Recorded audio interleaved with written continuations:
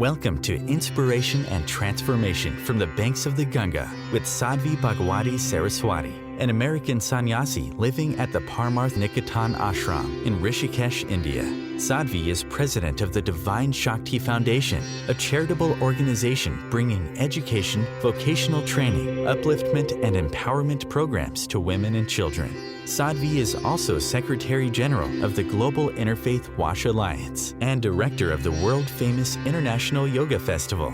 Join the musings of an American sannyasi as Sadhvi shares the wisdom and teachings of her guru, His Holiness Pujya Swami Chidanand Saraswatiji.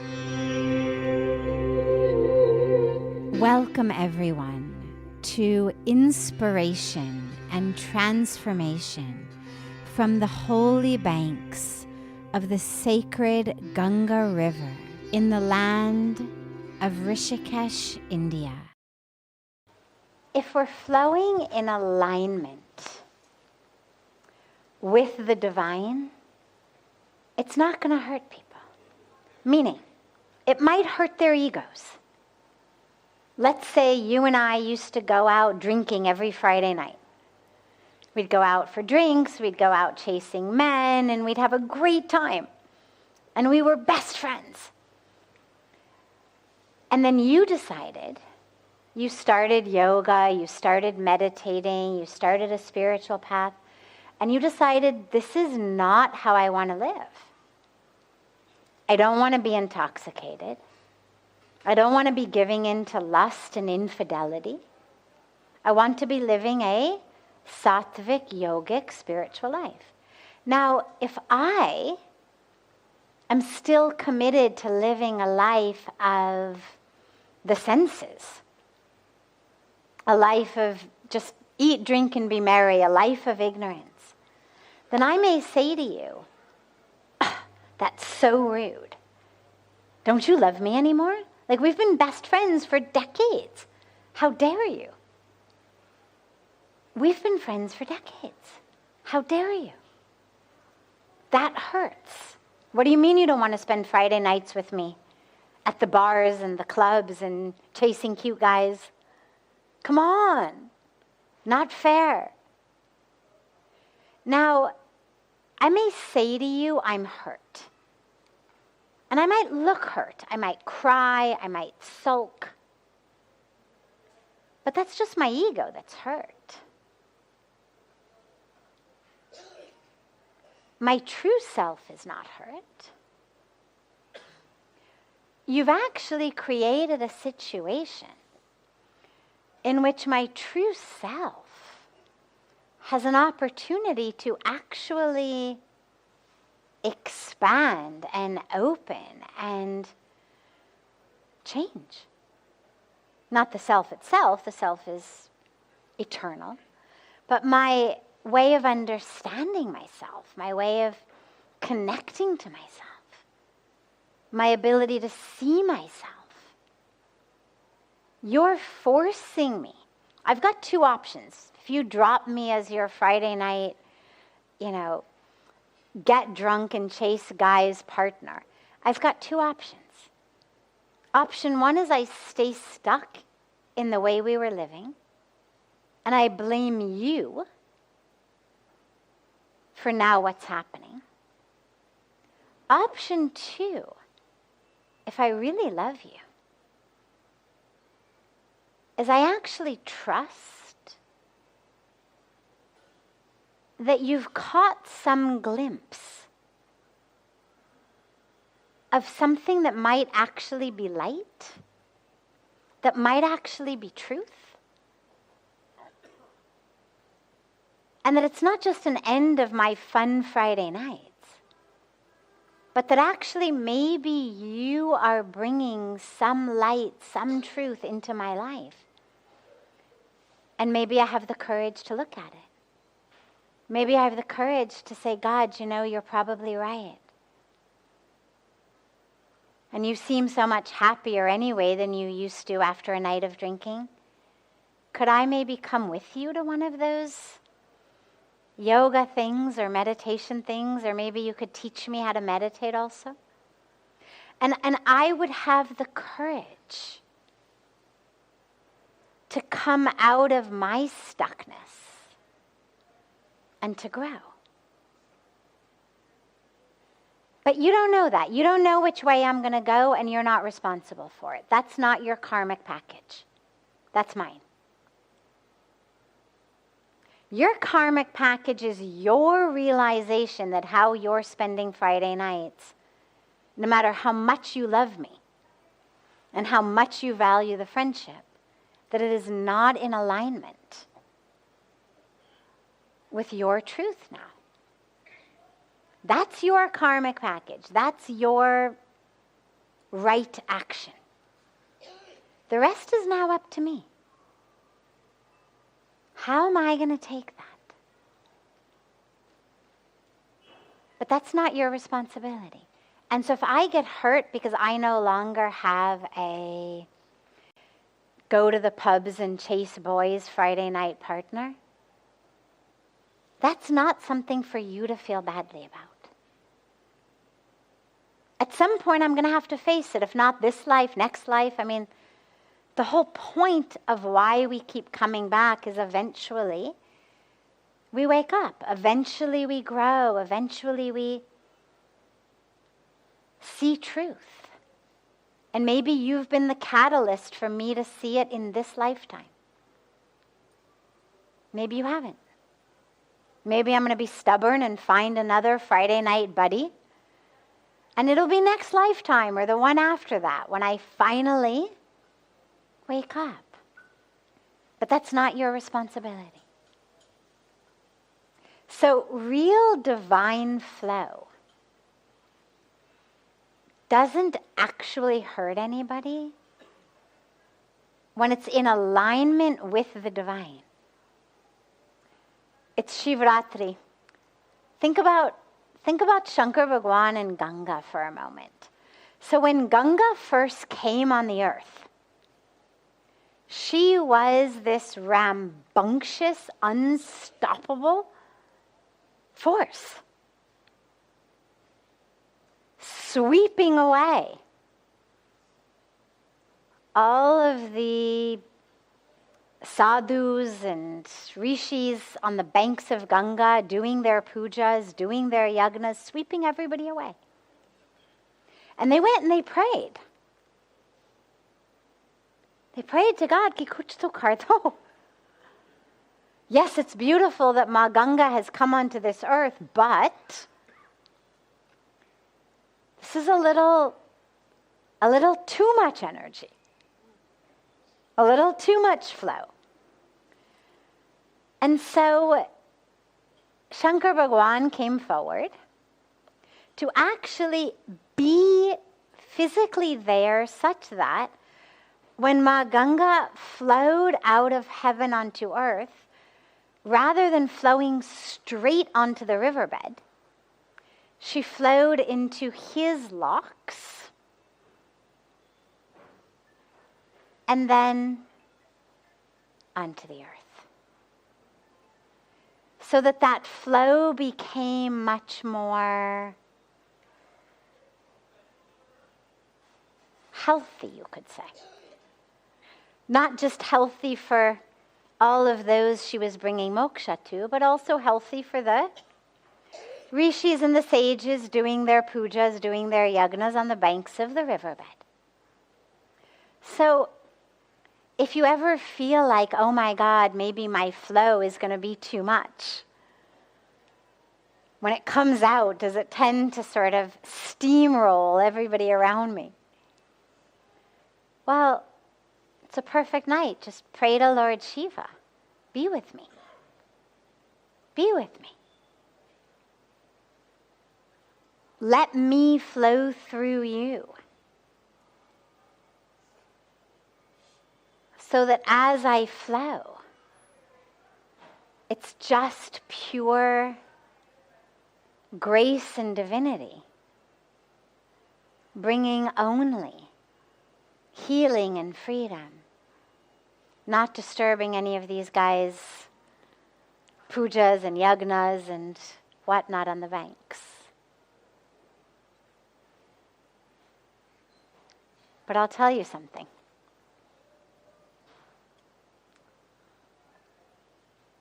when we very first now you have to remember,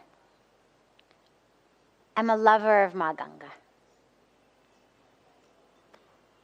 I'm a devotee of Lord Shiva as well, of course. But when we speak about Isht Devta, like your core aspect of the divine, well, Ma Ganga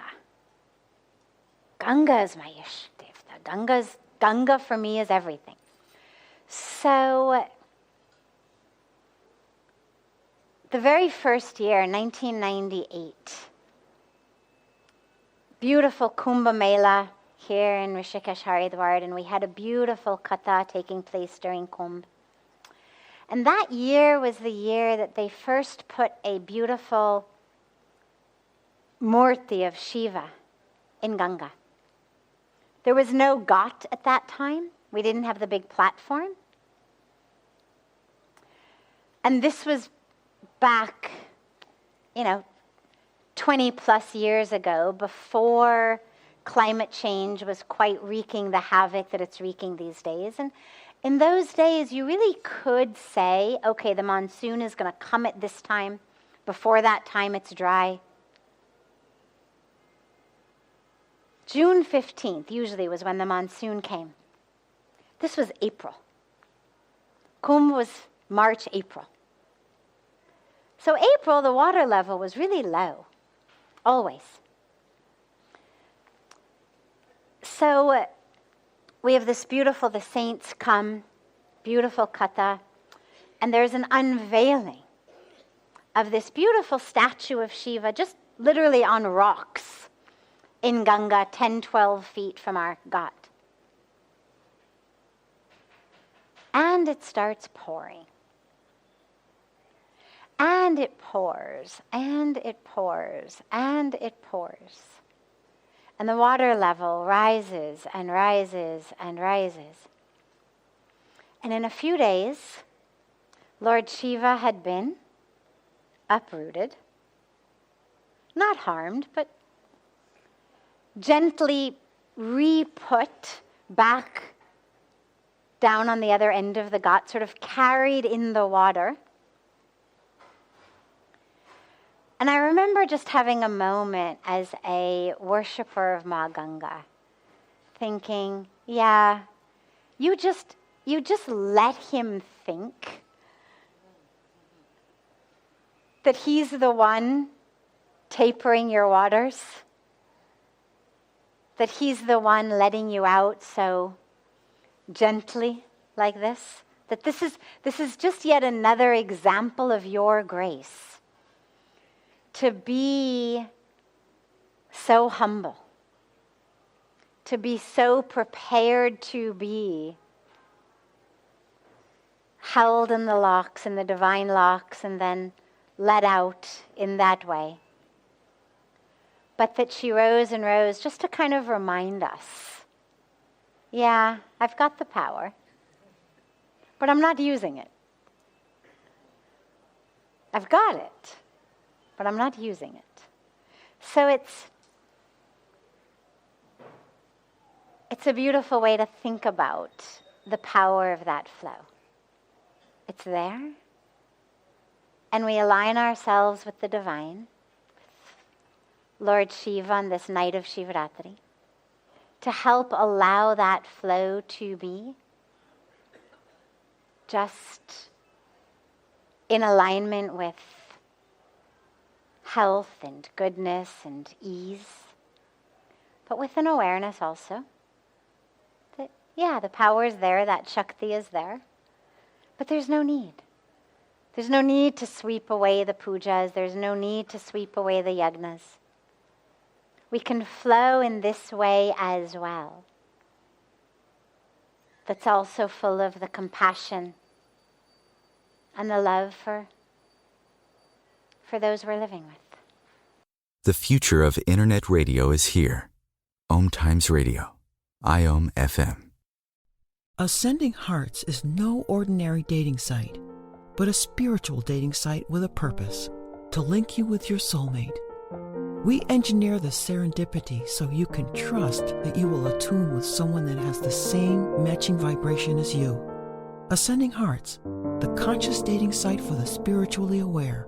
Try Ascending Hearts for free. ascendinghearts.com. This is Kathy Beal, host of Celestial Compass, featuring astrology you can use.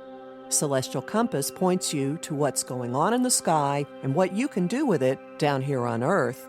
We also explore fun, effective, and cosmic tools for navigating this adventure we call life. Join me the first and third Monday of the month at 5 p.m. Eastern Time for Celestial Compass. It's enlightening, entertaining, and empowering. Hi, this is Christina Ricci with RAIN. Every 2 minutes, another American is sexually assaulted. If you or someone you know has been sexually assaulted, you are not alone. Help is just a call or click away through the National Sexual Assault Hotline.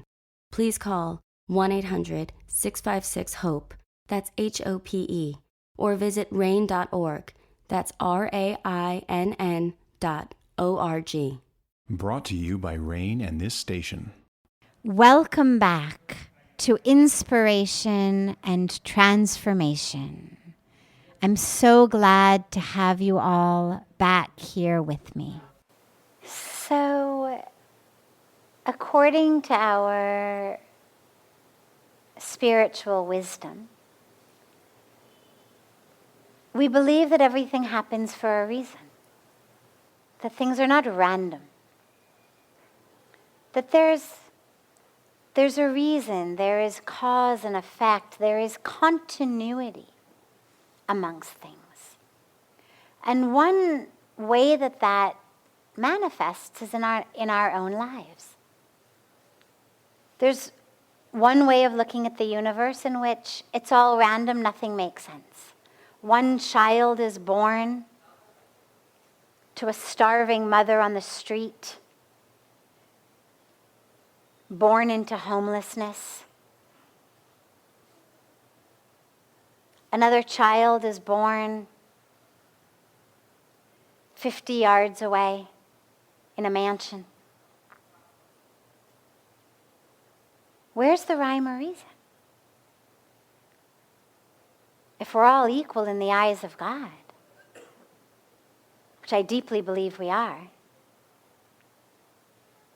where's the reason for this? What system of creation could a divine, by any religion, possibly create in which there's that level of inequality? And the way that we understand that has to do with karma. Now, it is not a system of rewards and punishments. So it is not, oh, the child on the street is being punished because he was bad, and the one in the mansion is being rewarded because he was good. It's not that. It has nothing to do with rewards and punishments. It simply has to do with results of actions, and even more importantly almost, the ultimate goal being our own awakening, what you call God realization or self-realization or moksha, enlightenment, nirvana, whatever word we use. The ultimate goal, if you could say God has a goal, or the universe, the divine universe has a goal, what is that goal? The goal is that we should attain that state, that we should realize the divine truth of ourselves. That's what yoga is a pathway toward. Yoga means union. If you look at the 8 limbs of yoga that the sage Patanjali gave, we won't go into them, but they end at samadhi. They begin with yam and niyam. They go through all of the limbs, ending in samadhi, ultimate goal of yoga, oneness. self-realization, God realization, moksha, samadhi. Different words, one idea, oneness. So karma comes into play because that which we receive for two reasons. One, it is a result of actions of the past. But two, it is that situation which is going to give us the most conducive environment to take our next step closer to our own realization. So it's not the one born in poverty is being punished. It's in past lives, due to all of those actions, the fruits of those actions are manifesting in such a way that the lessons, the experiences that this Jeev Atma, individual soul, needs to go through in this karmic incarnation, it's going to be most conducive to go through those in a situation in which there is this type of struggle. Another one, not that he or she is being rewarded, but that due to the fruits of past actions, the lessons, the experiences that this Jivatma needs are going to be found in a situation in which they come into the world with material comfort. Karma literally just means action. Now, the fruits of that action come in essentially three main ways. What we call prarabdha karma, sanchit karma, kriyaman karma, right? We talk about the different types of karma.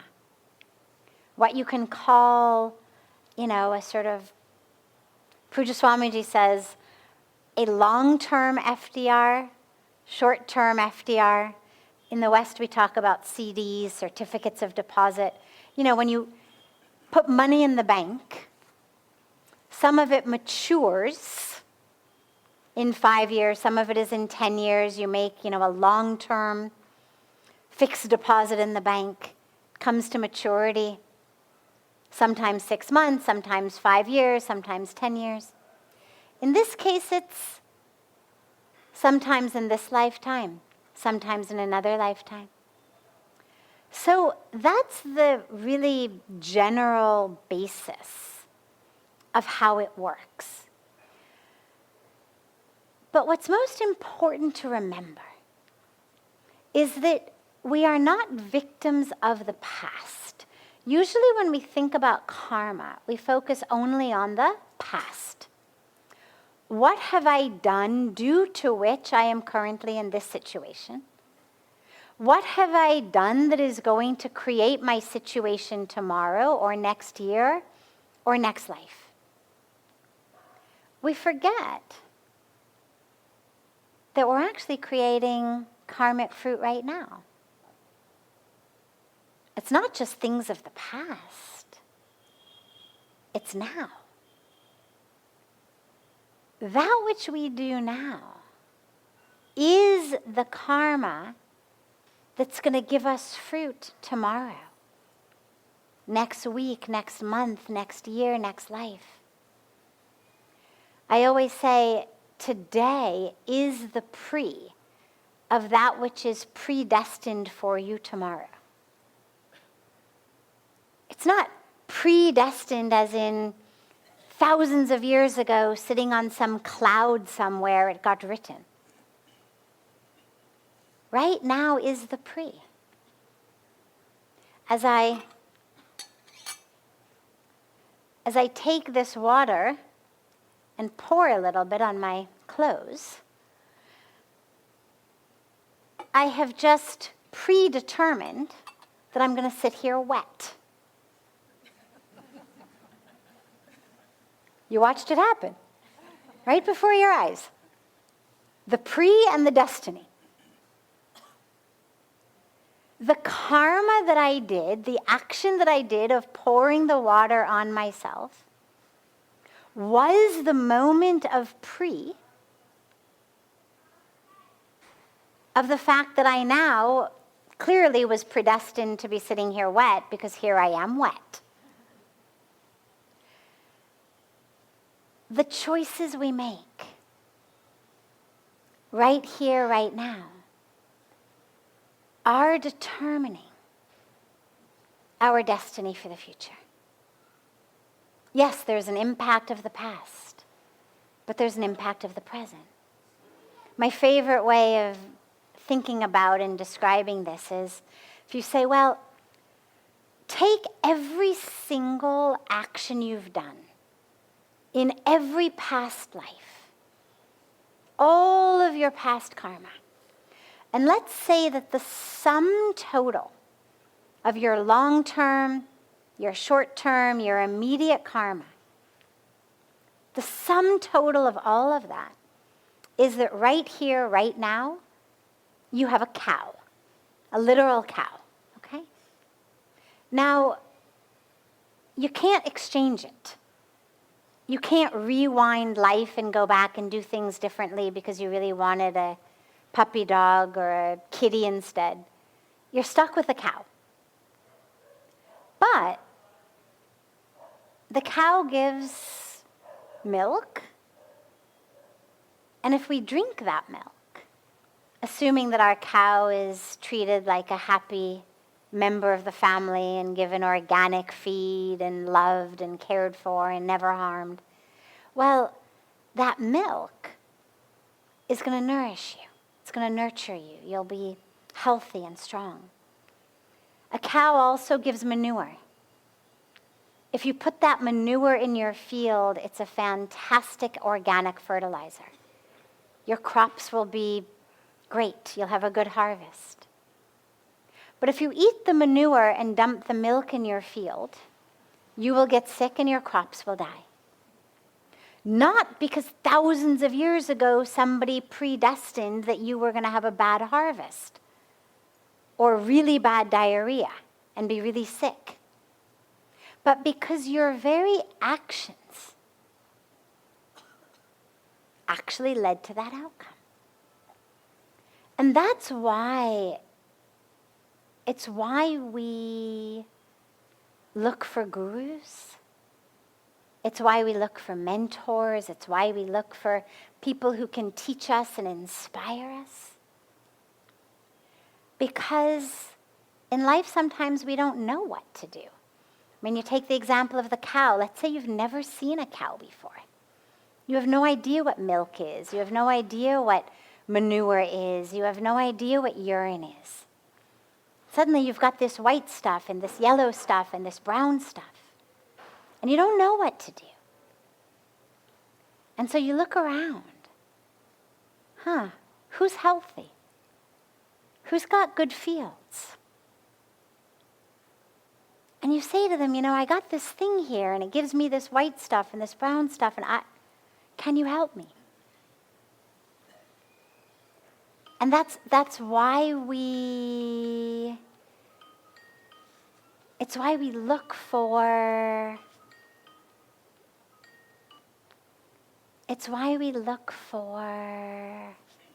guidance.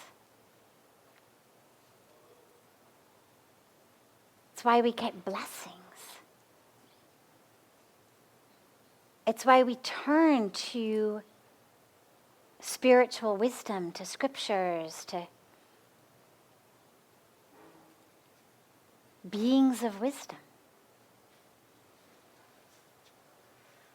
so that we can learn what to do, so we can learn how to make actions, karma, that actually will manifest in fruit that we want in our lives. So that's the fundamentals of how it works. And the core takeaway for me is, because for me everything is always about, okay, well, what does that mean for me now. Like, interesting philosophy, interesting theory, thank you, but what does it mean for me?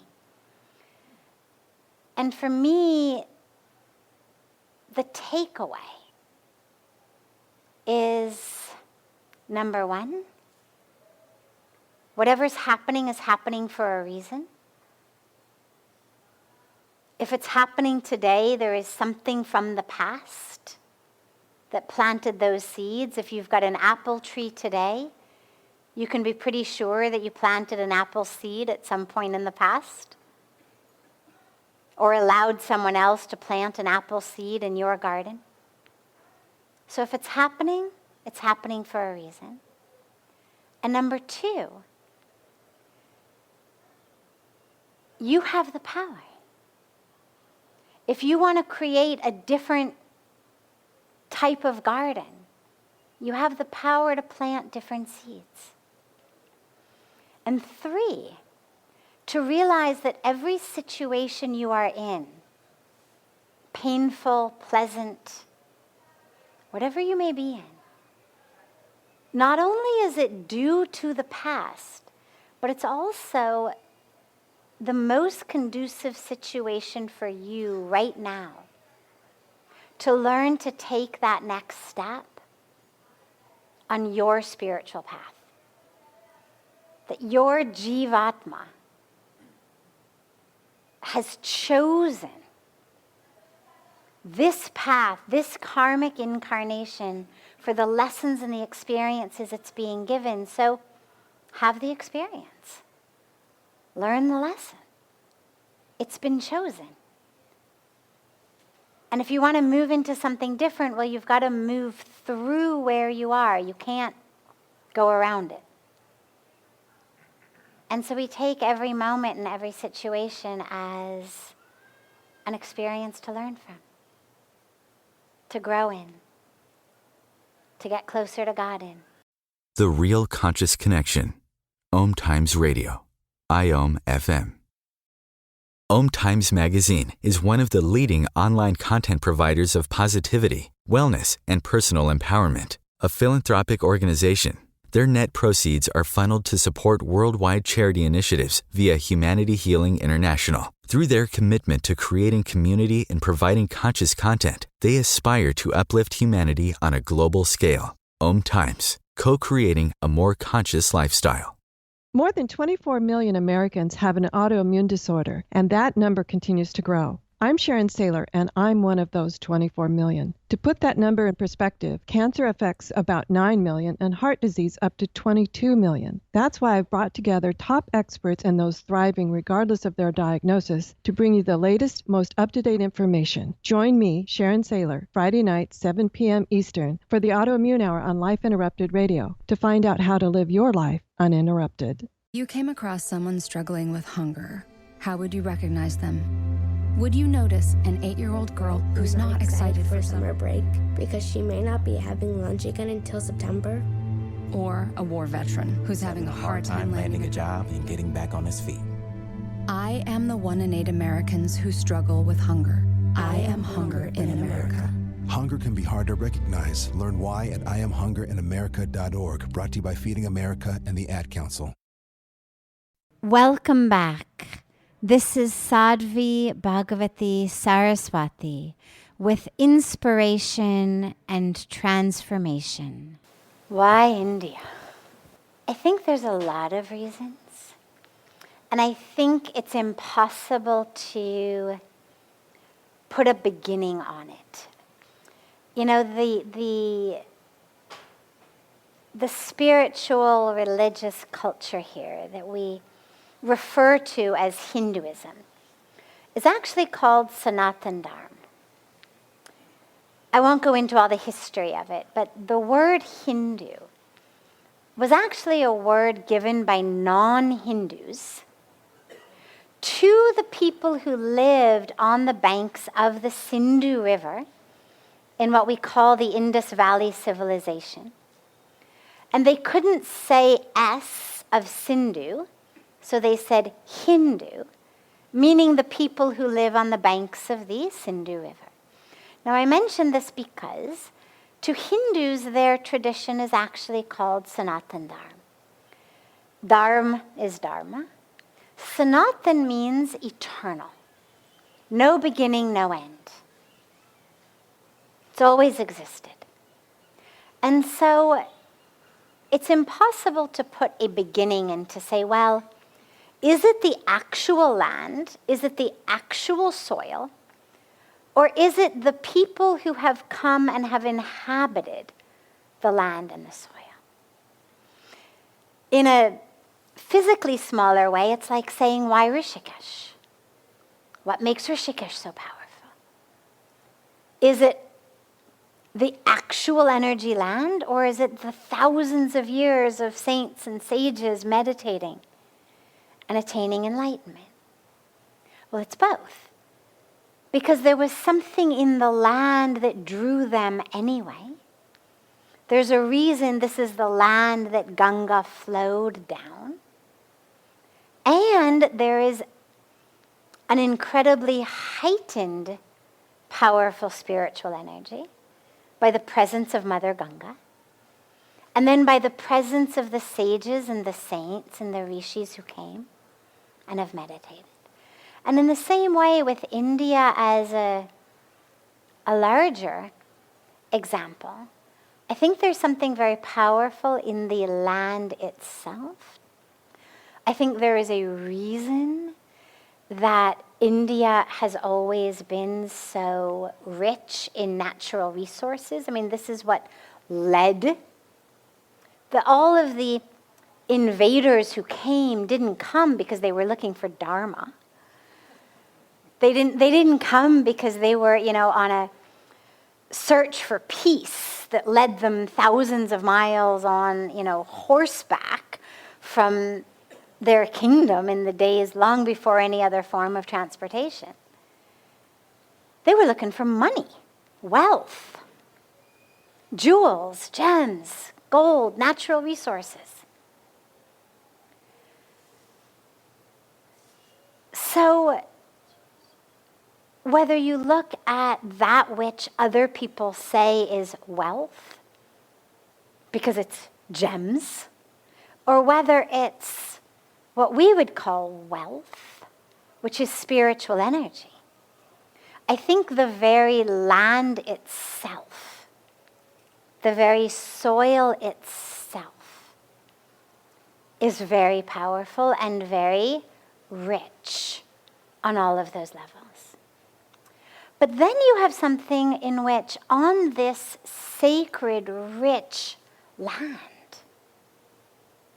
we have had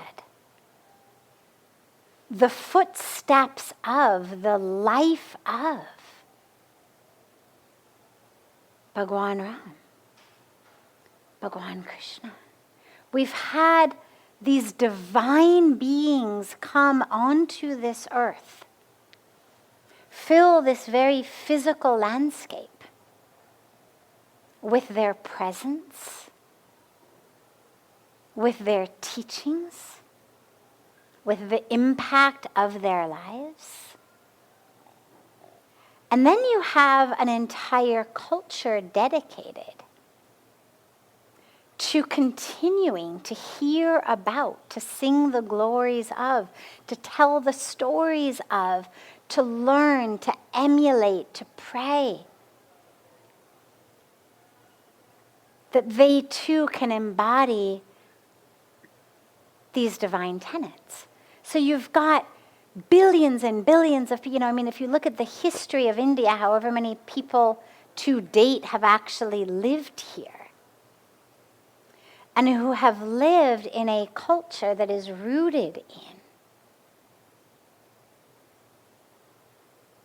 honoring, celebrating, embodying, becoming these divine beings. Because I think there's something very special about the spiritual culture here, which is not only worship God, but realize that you are God. So the teaching is not just let us pray to a being who inhabited this planet thousands of years ago, But let us realize that that being is still here, number one, and number two, that that being is not separate from me, that I am an embodiment of that divine.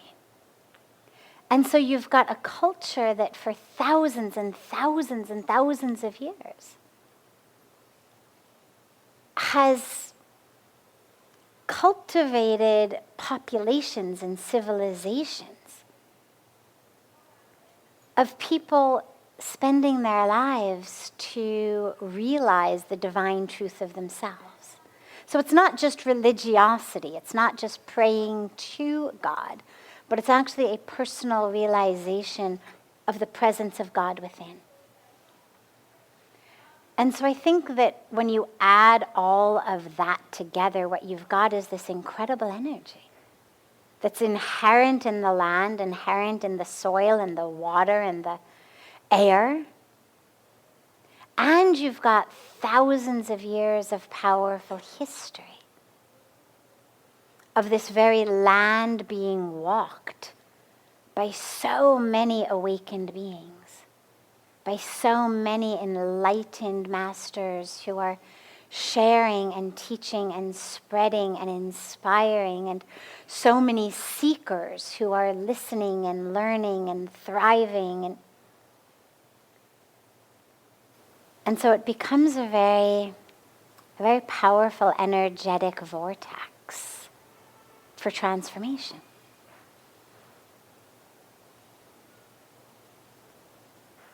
On all of those levels. And I think it draws people like you all from all over the world who are pulled to that. You know, it's like you walk through an airport, okay? Now, let's say you've just eaten. Breakfast, lunch, dinner, whatever meal it may be. This used to be only everywhere in America. I've now started noticing it in India as well. You walk through an airport. Suddenly, even you're not hungry at all. You've just eaten. And suddenly there's this smell of hot, buttery popcorn. Right? And you look over and there's some stall selling hot, buttery popcorn. And suddenly, no matter how full you are, no matter whether you like popcorn, don't like popcorn, suddenly there's this sense of pulling you toward thinking, I should have some popcorn. Because that smell is so overpowering that it draws you to it. And I think in a way, India's got that type of power that even if you didn't think you were on a spiritual path, like I came without even thinking I was on a spiritual path, nonetheless, the power is so strong that it just grabs you. And it pulls you. And it fills you with something much more lasting, much more real, much more nourishing than hot, buttery popcorn. But I think it's that degree of unmistakable, almost unrefusable energetic pull, whether you were looking for it or not. And if you were looking for it, then even more so. Conscious media for conscious minds. Om Times.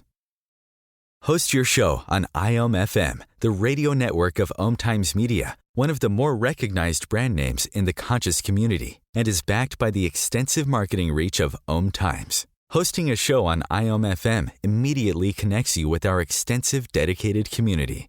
Hello, I'm Sandy Sedgbeer, host of Om Times Magazine's flagship radio show, What is Going Om. My passion is sifting through information, research, and innovations from new thought teachers, speakers, and researchers, pushing back the boundaries of what we know about life, energy, metaphysics, and the universe. I love shifting perceptions about who we are, why we're here, and how quickly impossible becomes normal when we open our minds, expand our awareness, and accept that the only limits that exist are those we place upon ourselves. So if you're the kind of forward-thinking, eager investigator of what lies beyond the current reality that most perceive, why not make a date to come play with me in the field of possibilities at 4 p.m. Pacific Time, 7 p.m. Eastern Time every Thursday, and together we can discover what's really going on. If I could be you, and you could be me, for just 1 hour. If you could find a way to get inside each other's mind. Walk a mile in my shoes. Walk a mile in my shoes. Walk a mile in my shoes. We've all felt left out. And for some, that feeling lasts more than a moment. We can change that. Learn how at belongingbeginswithus.org. Brought to you by the Ad Council. Walk a mile in my shoes. Welcome back. This is Sadhvi Bhagawati Saraswati with inspiration and transformation. Welcome to the package deal of being human.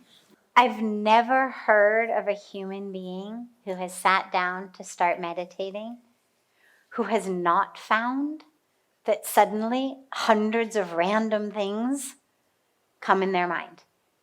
It is the nature of the mind. It is why we talk about the mind being a monkey mind. Rather than worrying about the why, though, just accept it. Meaning accept that that is the nature of the mind. It's like saying, why do puppy dogs run all over the place and pee on my couch? It's a puppy. It's what they do. Like if you didn't want it to run around and pee on your couch, don't get a puppy. You sort of accept it as the package deal of what happens when you get a new puppy. This is the mind. However, it is the mind untrained. Think of the mind as a muscle. It isn't biologically, but it is functionally. Meaning, even though it's not actually made of muscle fibers, it can be trained the way a muscle can be trained. It is taught the way that muscles are taught. If I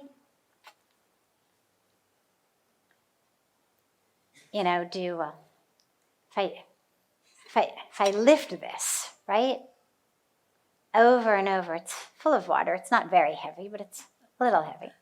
But if I do this, 100 or 200 times, eventually my bicep muscle is going to start to feel it.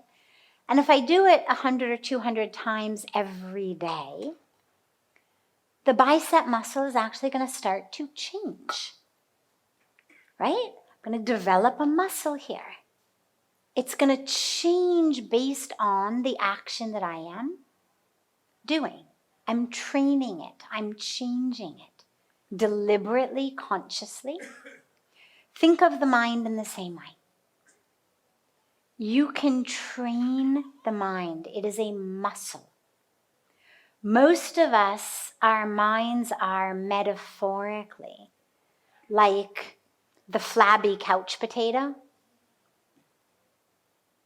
right? Whose only exercise is an occasional, changing of the TV channel. That's what most of our minds are like. We've never bothered to actually get off of our metaphoric rear end and actually learn how the muscles work. When you start to meditate, that's when you start to learn. Okay. And so you work with it. And just like with the muscles of your body, there's different ways of working with it. But all of the different ways have some things in common. For example, we begin by giving the mind one thing. So it's in 100 places right now. You bring it to one place. Some teachers will have you focus on the breath. Some will have you focus on a mantra. Some maybe have you do both. Some might have you focus on a specific prayer or a word. Some might have you focus on an image of the divine with your eyes open. Or even walking, a walking meditation. Some might have you focus simply on pure awareness. Just being fully aware. All of these are just techniques. They're techniques to take the mind from being all over and to actually pull it in deliberately, consciously, to train it to come somewhere. And then once we get it somewhere, then we start to be able to work with it more clearly. And then we start to be able to expand our awareness and consciousness. We start to be able to actually deepen the practice of mantra. We start to be able to find space, to relax into space between the thoughts. So in the beginning, it may be like mantra, mantra, mantra, mantra, mantra, because my God, my mind is all over the place, and so I have to just keep my mantra, mantra, mantra, mantra, mantra, mantra. Because otherwise, if I don't do that, my mind is all over. My breath, my breath, my breath, my breath, my breath. Okay, my breath, my mantra, my breath, my mantra, my breath. In the beginning, it's like that. The minute you give your mind this much leash, it's all over the place. But slowly, slowly, slowly, once you bring that mind, it actually starts to get still. And then slowly you may find, for example, that the breath starts to become almost imperceptible. And you can't really notice it anymore. And that's okay, because the mind is still still. And you may find that the mantra starts to just sort of chant itself almost in the background of your consciousness. And you no longer need to be deliberately doing it for dear life. And the mind is still. And then a thought arises, and you get distracted, and then again you go back to the breath or the mantra. And then again you find stillness. And then you start to be able to go deeper. And then you start to be able to become aware, not just aware of the breath, but aware of the one who is aware of the breath. Right? You start to be able to take steps backward or higher, depending on how your visual world works. For me, it feels like backwards. And then to even become aware of the one who's aware that you're aware of the breath. But it all begins with simply taking this mind and bringing it in. It's like if you look at a baby's legs, right? They're really cute. Why? Because they're so fat, right? And they're all like these little, just look at the little legs or the arms of a baby. They're like these rolls of fat. They're so cute. But because the babies haven't used their legs yet, right? They get up to waddle, waddle, waddle, and their little fat legs kind of hold them for a little while, then they fall.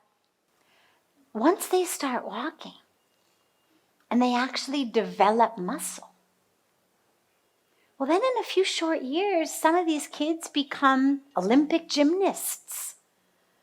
Some of them become Olympic ice skaters. You think, my God, how can they do that? Ballerinas, soccer players.